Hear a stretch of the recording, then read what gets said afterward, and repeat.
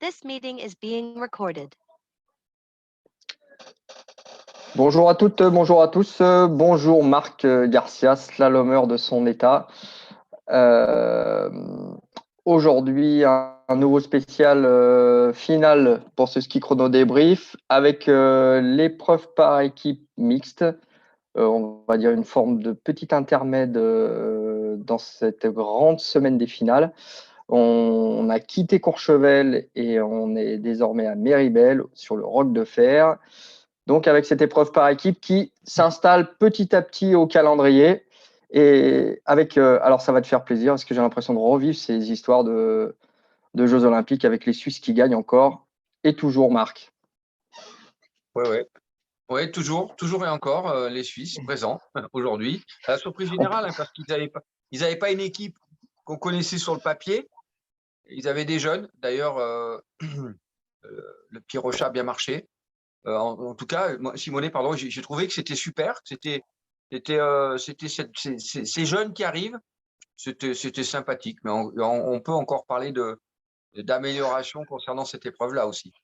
Alors, à chaque fois qu'on parle du parallèle, alors surtout par équipe et aussi individuel, encore plus par équipe, il y a toujours ce débat, est-ce que le format est bon? Alors, il s'installe, on a l'impression que c'est de plus en plus équitable, sauf qu'il y a de plus en plus d'égalité à 2-2 et se pose la question du départage de ces équipes avec, là pour l'instant, l'addition du temps de la meilleure fille et du temps du meilleur garçon. On oublie un peu la dualité et que finalement une victoire rapporte un point et on se retrouve souvent à 2-2 avec des petits comptes d'apothicaire. Alors ça donne un peu de suspense, ça manque un petit peu de lisibilité quand même. Oui, complètement.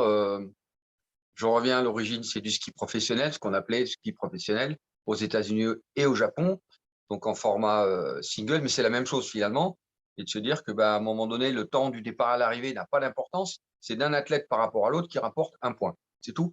Et ensuite, il faudra peut-être prendre l'option, je crois que on en a parlé hors antenne, Michel Vion a pris la parole, je crois, sur Eurosport, qui expliquait que peut-être aujourd'hui, ils envisageaient, s'il y a égalité à deux partout, qu'on prenait un 5e match, tiré au sort, qui va dans le rouge, qui va dans le bleu pour départager, c'est pourquoi pas, mais il va falloir qu'ils se penchent sérieusement sur la question. Ouais, clairement, pour qu'on retrouve ça après le côté joker, garçon ou fille, bleu ou rouge, bon, éventuellement, tout ça s'étudie, mais je pense que le format mérite encore une petite évolution à ce niveau-là. On en parle à chaque fois, deux pistes égales sur le bleu et sur le rouge, qu'on se le dise une bonne fois pour toutes, ce n'est pas possible.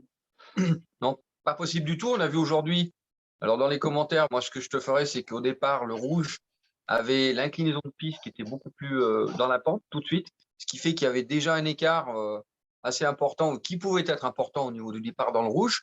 Et je dirais qu'au milieu, le bleu était un peu plus rapide aussi, ce qui fait que ça faisait un compromis. Mais déjà, quand tu as gagné un certain nombre de centimètres, voire de mètres au départ, c'est déjà primordial en termes de format de parallèle. Donc ça, aujourd'hui, on a encore vu, c'était moins que ce qu'on avait vu aux Jeux Olympiques ou dans les autres épreuves de Coupe du Monde, mais ça reste encore une fois une constante qui est tout le temps là. Depuis l'historique, c'est toujours été comme ça. Alors, ce n'est pas des gros écarts, ça peut être des 1 centième, des 2 centièmes, des 1 dixième, mais c'est le facteur neige, c'est le facteur conditions de piste qui change et qui fait qu'il n'y a jamais une équitabilité dans les deux parcours. Ouais. On se retrouve pour le constat des Français, le bilan sur cette épreuve par équipe, finalement c'est le même qu'au jeu, sorti par la Norvège pour quelques centièmes, avec des beaux parcours et des regrets, notamment Thibaut Favreau qui part à la faute. Et là, sur une manche de 22 secondes, la moindre faute se paye très très cher. Oui, c'est le seul regret qu'il peut avoir aujourd'hui. Il le sait très très bien. Thibaut avait bien skié. Il fait la petite faute qui ne pardonne pas et qui fait qu'ils se sont fait battre de je ne sais plus combien de 6 centièmes, je crois. En tout cas, le petit Léo Angno qui arrivait un petit peu de nulle part et il a fait une belle épreuve. Il a bien skié. Non, c'est bien que Clara Pires et Coralie n'ont rien à se reprocher. Ça s'est joué à peu de choses. Ce qui est en fait le format du parallèle. Hein. Moi, j'ai gagné, je me souviens, il y a quelques années en arrière, j'ai gagné sur 3 manches, j'ai gagné de 1 millième seulement. Donc, comme quoi, l'essentiel, c'est de gagner, de passer des tours. C'est tout. Oui, puis qu'importe un peu le casting, hein, parce que finalement, on rechigne un peu, des fois on renacle un peu sur le casting au départ. Finalement, il y a quand même des athlètes. Il y en a qui sont très très forts. On a vu l'Allemand Graz découper la manche parce qu'ils sont à l'aise sur ce format. Alors, ils n'ont pas le pédigré, ils n'ont pas gagné de Coupe du Monde, ils n'ont pas fait de podium. Le petit Angno, il débarque des finales de la Coupe d'Europe sans complexe. Il skie juste. Et quand on skie juste sur des manches de 22 secondes, voilà, ils sont pas plus mauvais que d'autres. Donc, ils arrivent à sortir. Voilà, Alors après, il faut des spécificités. Il faut des gens plutôt à l'aise sur le départ. Il faut des gens à l'aise sur ce format. C'est pas facile. On est au cœur d'un calendrier. C'est pas facile de trouver des athlètes non plus, hein. Oui, complètement. On a entendu Brignone qui se plaignait parce on leur a imposé le fait de faire par exemple, chez les Italiens et les Italiennes, ça a été imposé par la fédération italienne. J'ai vu que Fédé n'était pas du tout contente, elle avait raison. En plus, qu'elle joue quand même une belle carte de main en géant. Ils n'avaient pas le choix, donc là aussi. Mais le format, on le connaît. Enfin, en tout cas, il y a pas mal de gens qui le connaissent dans le milieu du ski. C'est sympa, c'est télégénique. Et c'est pour ça que le concept, je crois qu'il est important, c'est d'éviter de revenir dans un système de chronomètre où, de toute façon, ça reste la base essentielle pour l'alpin classique. Et le format simplement de duel doit rester une confrontation entre le rouge et le bleu. Basta. Mm. Entre les écarts de temps de celui qui passe le premier la ligne d'arrivée et le deuxième, essayer de compenser cet écart de temps entre les deux parcours. De pouvoir réintégrer du départ à l'arrivée, on est toujours dans ce format-là qui n'a pas besoin d'être, à mon avis. Ok, Marc. Juste une petite aparté, on n'avait pas prévu d'en parler, mais je voulais en parler parce que même sur l'épreuve par équipe, il y a du monde, hein, à ces finales. C'est plutôt une réussite populaire, hein. Et Oui. à Courche, il y avait déjà beaucoup de monde, beaucoup de gens en bas de la piste et aussi au bord de la piste, parce que c'est ça aussi le ski, c'est que finalement, c'est de skier tranquille, c'est de s'arrêter, c'est de voir le passage de 3-4 skieurs et apprécier le spectacle. C'est aussi ça le ski. Et aujourd'hui, encore à Méribel, il y a du monde en bas, hein. Oui, alors le format du parallèle, il a ce côté vachement télégénique, vachement intéressant pour le grand public, qui n'est pas nécessairement un technicien ou spécialiste pour comparer qui gagne de 3, 4 dixièmes, au moins c'est visuel. Ça, c'est le premier point. Mais en tout cas, à Courchevel, puisque j'étais hier, c'est aussi le format de la piste, les grands sauts, des grandes courbes, mais surtout les grands sauts qui attirent aussi le public un peu, qui n'est pas nécessairement connaisseur. Et c'est ça qui a fait le charme pour l'instant de ces 3-4 premiers jours. Ouais, ouais, il y a du monde, c'est plutôt une réussite à ce niveau-là, hein. On dit que le ski en France n'intéresse pas forcément. Alors, nous, on essaye de prouver le contraire tout le temps. Euh, mais là, c'est plutôt une réussite à ce niveau-là, hein. Complètement. Complètement. Les organisateurs, ils ont de quoi être satisfaits. C'est pendant une semaine, qui n'est pas une semaine de vacances. Donc, du coup, il y a eu du monde et j'espère que, en tout cas, ce week-end, demain et après-demain, ça s'annonce, à mon avis, la météo peut-être pas terrible, mais en tout cas, pendant le week-end, on espère encore plus de monde sur Méribel pour les 4 épreuves techniques. Donc justement, belle bande-annonce pour ce samedi avec le géant des hommes et le slalom des dames. Géant des hommes, encore comme d'habitude, on entend les Français, les fameux géantistes français qu'on voit un peu intermittents du spectacle, pas toujours au rendez-vous, mais tout le temps là, au moins sur une manche, avec Alexis Pinturault, toujours là, avec Thibaut Favreau et avec Mathieu Fèvre, le médaillé olympique qui a évidemment envie de briller à domicile. Oui, notre équipe de géants qui se doit aussi pour elle-même de se racheter par rapport, on va dire, à la presque contre-performance qu'il y a eu sur les 2 derniers géants, à Kranjska-Gora. Ils sont chez eux. Je pense qu'ils ont à cœur de pouvoir être bien. Ils ont travaillé pour certains sur la Lose, hein, à Courchevel, elle a été mise à disposition pour les géantistes qui pouvaient s'entraîner.